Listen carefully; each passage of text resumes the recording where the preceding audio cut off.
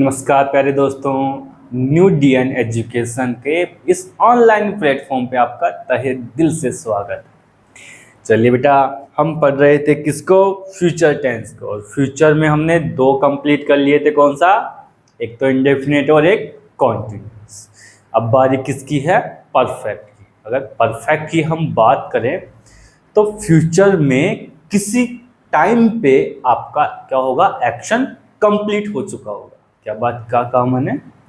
Future में किसी time पे आपका एक्शन बिल्कुल खत्म हो चुका होगा। हम इमेजिनेशन करते हैं कि इस समय तक मैं क्या करूँगा? अपना काम खत्म कर लूँ।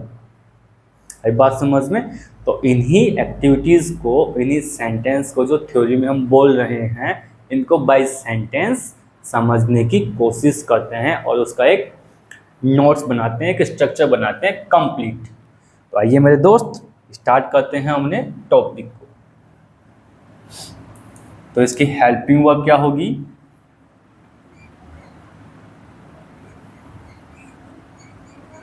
Helping verb. फ्यूचर का परफेक्ट क्या होता है बेटा?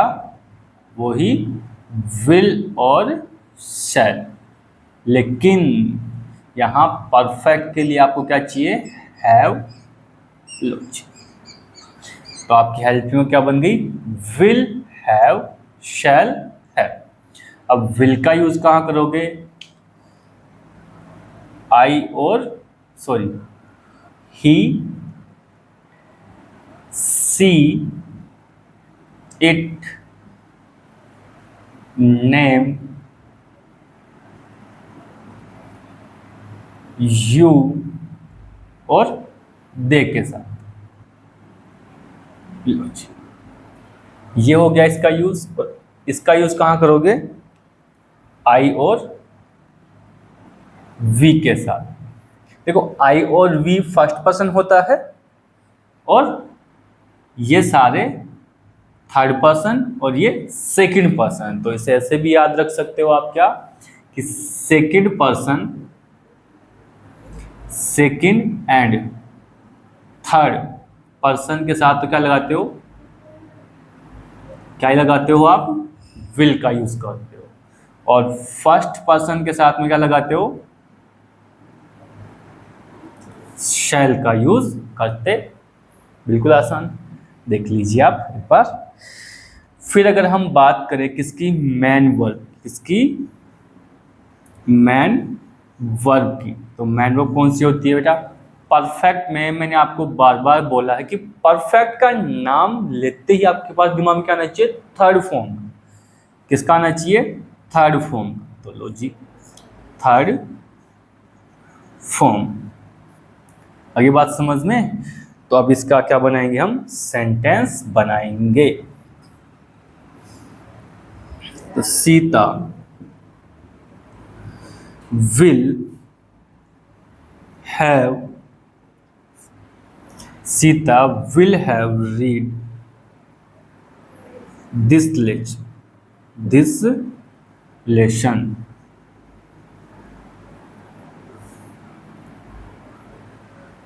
Sita will have, sorry, read बेटा, read this lesson. वह सीता इस लेसन को पढ़ चुकी होगी। किसी भी टाइम की बात कर रहे होंगे आप। आई बात समझ में? इसी का अगर आप क्या करोगे? नेगेटिव बनाओगे। तो नेगेटिव के लिए क्या करोगे? विल और हैव के बीच में क्या कर देंगे? एक दरार बना देंगे। क्या कर देंगे? दरार। तो यहाँ क्या बन जाएगा आपका? तो सेंटेंस क्या बन गया आपका?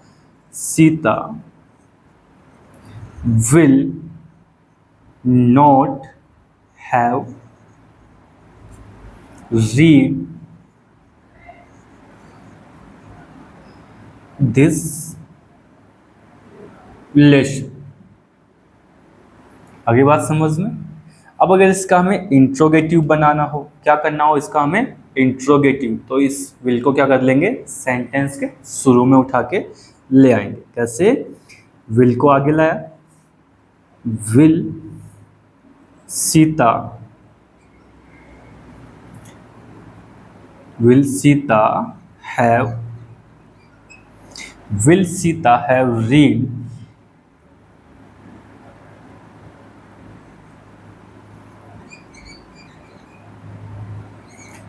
दिस लेसन, और लास्ट में क्वेश्चन मार्क। इसका अगर मैं नेगेटिव बनाऊंगा तो बेटा यहाँ देखो, इंट्रोगेटिव इसका बनाया तो इंट्रोगेटिव नेगेटिव इसका बन जाएगा नेगेटिव, तो विल को हम आगे लाएंगे तो क्या बन जाएगा, will Sita not have read this lesson.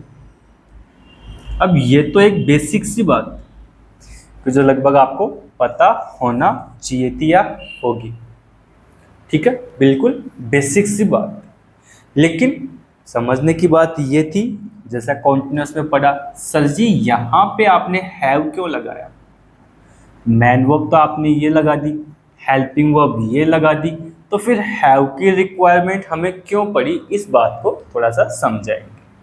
तो इस बात को समझने का वही कहानी है बेटा जो पीछे पढ़ के आ गए हम, क्या कि विल और शैल, विल और शैल दोनों के दोनों क्या होते हैं, हमारे मॉडल होते हैं। क्या होते हैं, मॉडल होते हैं, है ना। और मॉडल को क्या चाहिए, बेस फॉर्म चाहिए। क्या चाहिए, वर्ब की बेस फॉर्म चाहिए। दूसरी बात, इनके साथ में जब परफेक्ट बनाया हमने तो यहाँ पे तो हमने क्या ले लिया, हैव ले लिया, और यहाँ पे हमने क्या लगाई, वर्ब की थर्ड फॉर्म लगाई। क्या कर दी, वर्ब की थर्ड फॉर्म लगाई। तो बेटा एक बात बताओ मुझे, हैव की बेस फॉर्म हैव ही रहने वाली है, तो इस मॉडल के लिए तो बेस फॉर्म आ गई, इस मॉडल के लिए तो वर्ब की बेस फॉर्म आ गई है कि नहीं। लेकिन आप याद रखेंगे जो वर्ब की थर्ड फॉर्म है, वर्ब की थर्ड फॉर्म है ना, वो सेंटेंस में तभी प्लेस होती है या तो उसे हैज या हैव चाहिए या फिर हैड चाहिए। दो ही केस में, या तो उसे हैज हैव में से कोई एक चाहिए या फिर हैड चाहिए। इन्हीं के साथ में वो किसी भी सेंटेंस में क्या हो सकती है, प्लेस हो सकती है। क्या कहा मैंने, थर्ड फॉर्म कभी भी टेंस में विदाउट हैज हैव हैड इनके बिना कभी नहीं आती है। आप ट्राई कर लीजिए, सोच लीजिए, अपने दिमाग पे जोर डाल के देख लीजिए क्या ऐसा होता है, क्या ऐसा होता है क्या कि विदाउट हैज हैव हैड क्या वर्ब की थर्ड फॉर्म सेंटेंस में प्लेस होती है क्या। आप कहोगे सर बिल्कुल नहीं होती। अगर बिल्कुल भी नहीं आती, केवल टेंस की बात कर रहा हूँ और कहीं की बात नहीं कर रहा, मैं केवल टेंस की बात कर रहा हूँ, ये दिमाग में याद रखना। मैं केवल टेंस की बात कर रहा हूँ कि टेंस में कभी भी third form without has have had नहीं आती। अब आप बोलोगे सर हैड क्यों नहीं लगाया फिर आपने, बेटा हैड तो सेकंड फॉर्म या फिर थर्ड फॉर्म होती है और हमें क्या चाहिए, बेस फॉर्म चाहिए, तो हम ये लगा ही नहीं इससे। तो हमारे पास एक सिंगल ऑप्शन क्या बचा, हैव का। हैज क्यों नहीं लगाया, वो सिंगुलर फॉर्म होती है, वो क्या होती है, सिंगुलर फॉर्म, बेस फॉर्म चाहिए अपने को। तो अपने पास में केवल एक ही ऑप्शन था, क्या, किसका ऑप्शन, हैव का। अब देखो विल और शैल को क्या मिल गई, बेस फॉर्म मिल गई, ठीक है। और इस वर्ब की थर्ड फॉर्म को क्या मिल गई, हैज हैव मिल गया हैव। तो कंडीशन हमारी सेटिस्फाइड हो गई, बन गया फ्यूचर का परफेक्ट। आगे बात समझ में। तो ये सिंपल सा कंसेप्ट था कि हैव सेंटेंस में क्यों यूज किया गया और ये इसका बेसिक स्ट्रक्चर। आई बात समझ में। अब सोचते हैं, आगे चलते हैं कि सर एग्जाम में क्वेश्चन कैसे पूछेगा। तो ये आपको रफ कर देता हूं मैं इसको, और फिर बात करते हैं अब एग्जाम में क्वेश्चन कैसे पूछेगा, कहां से आएगा। तो एग्जाम के लिए बेटा दो टाइप्स के क्वेश्चन पूछ सकता है। कैसे, दो टाइप से इसके क्वेश्चन आ सकते हैं आपकी एग्जाम में।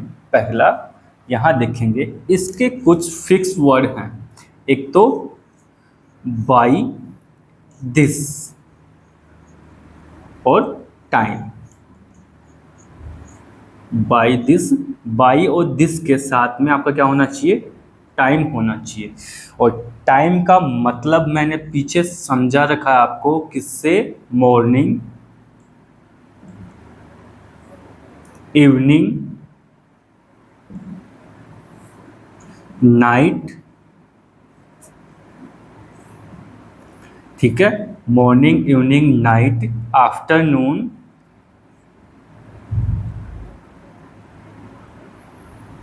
और नाइट हो गया मिडनाइट।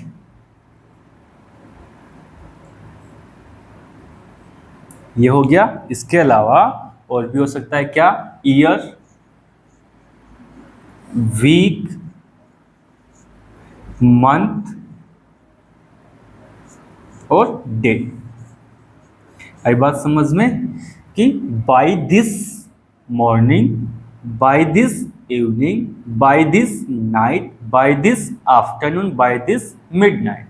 ऐसे ही by this year, by this week,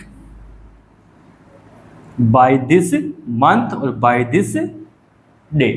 समझ गए टाइम का मतलब। इस टाइम का मतलब क्या है वो मैंने आपको समझा।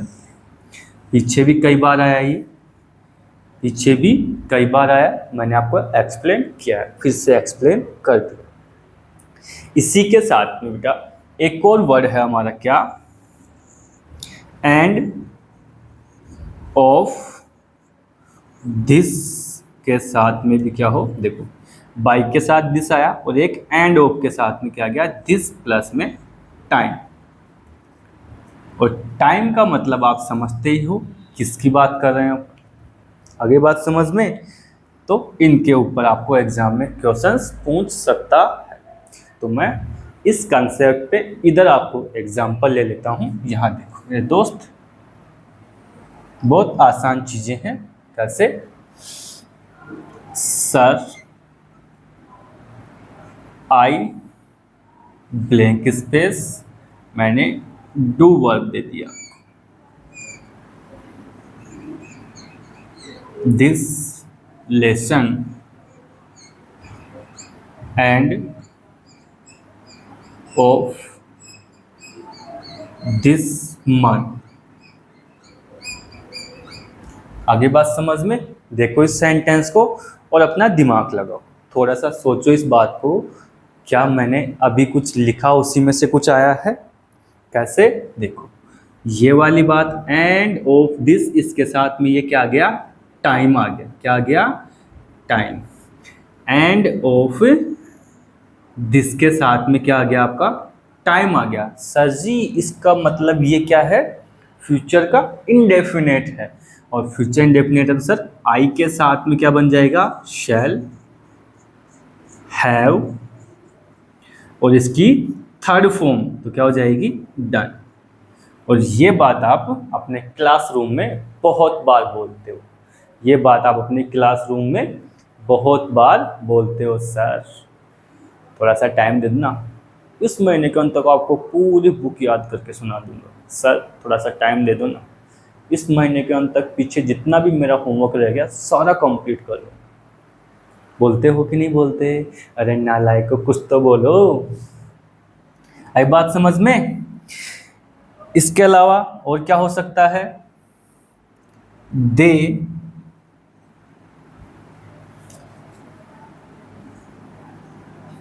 कम हियर, दे कम हियर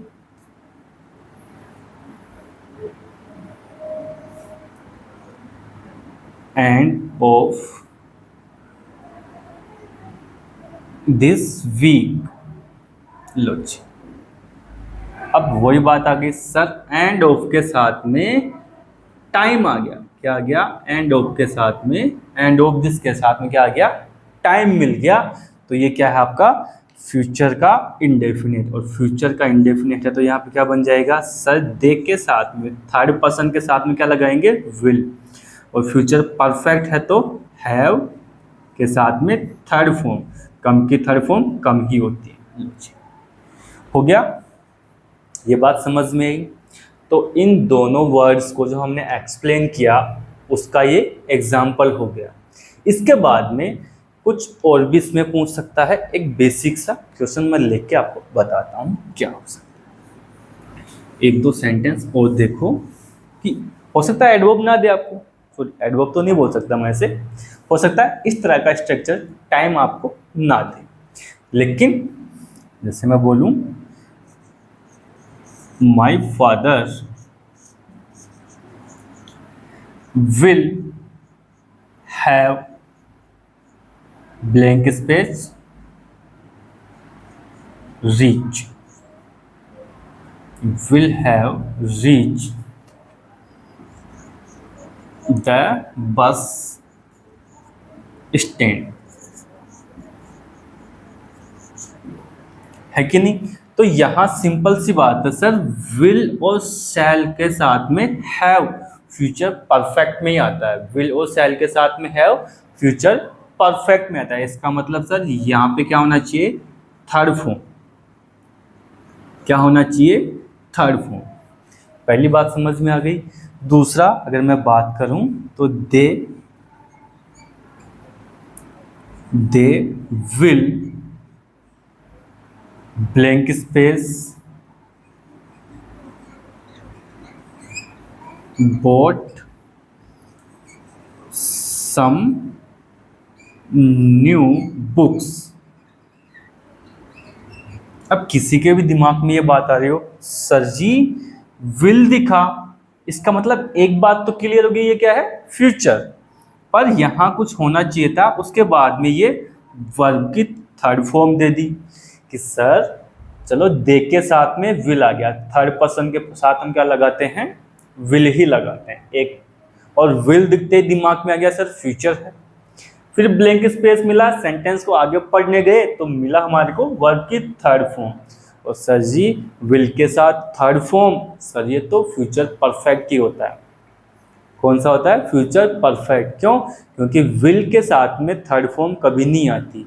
जब इसको साथ में इसका परफेक्ट बनाते हैं तो लेके आते हैं किसको, हैव को। किसको लेके आते हैं, हैव को। तो यहाँ क्या होना चाहिए था, हैव। आगे बात समझ में पक्का। तो ये कुछ एग्जाम्पल थे और इसको सेंटेंस एग्जाम में पूछे जाने का ये एक छोटा सा कंसेप्ट था। आगे बात समझ में। आई होप कि क्लास में आपको अच्छा लगा होगा और मज़ा आया होगा। आप इन कंसेप्ट को पढ़िए और एकदम रिवाइज करके अच्छे से याद करके रखिए, क्योंकि एग्ज़ाम में 10 से हमें 2 नंबर मिलने वाले हैं। और 2 नंबर कैसे मिलेंगे वो मैंने आपको बिल्कुल अच्छे से एक्सप्लेन कर दिया। तो ठीक है बेटा, मिलते हैं फिर नए लेक्चर में। तब तक आराम से आप इन क्लासों को रिवाइज कीजिए, पढ़िए और मस्त रहिए। ठीक है, बाय बेटा।